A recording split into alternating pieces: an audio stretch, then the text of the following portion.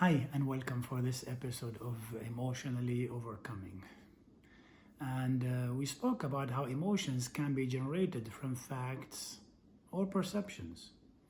In the sound emotional response, I review the event or the perception, I admit the feeling, I gauge the severity of the feeling, I link the feeling with the perception, I express the feeling at the proper time to a safe and trustworthy friend.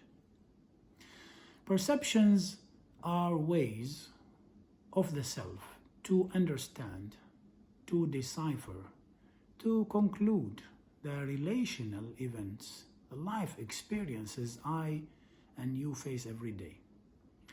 A perception is a way of inferring, is not a fact.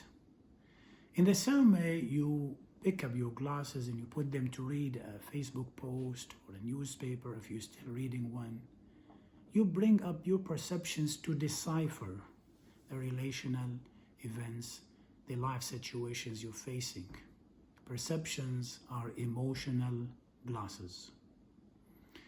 Perceptions, since they are a way of concluding, can be right and can be wrong. However, the emotions are generated by them does not distinguish whether they are accurate or not. Therefore, it's important for me to challenge the distorted perceptions. How do I challenge distorted perceptions? They are my way of thinking. I have used them many times through years and decades of parenting and relational experiences.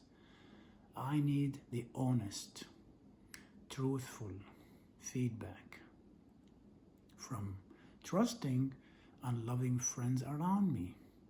As I walk in life, as you walk in life, there are emotional blind spots around me, around you. You cannot see. They are generated because of the way you conclude, because of the way you infer.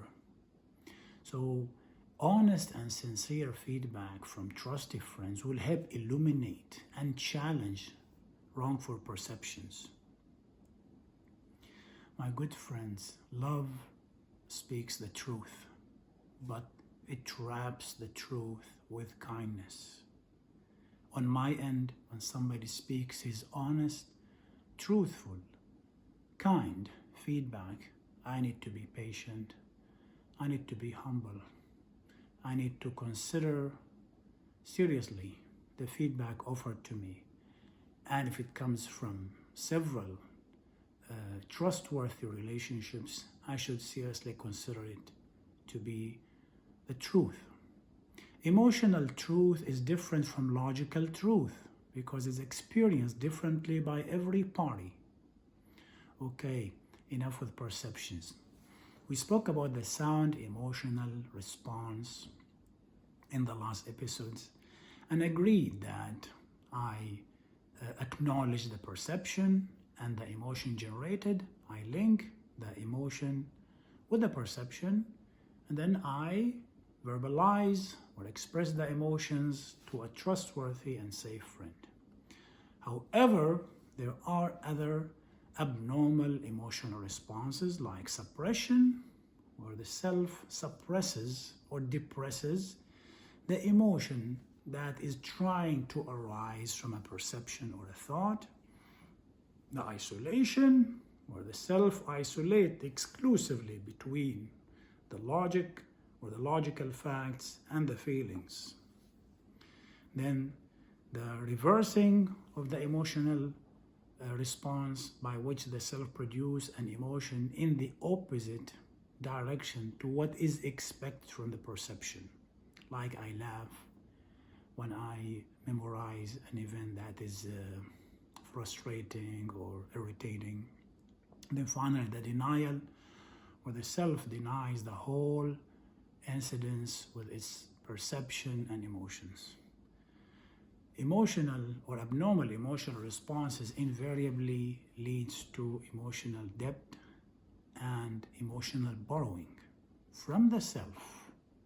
When I don't admit the emotions and express them, I borrow from myself.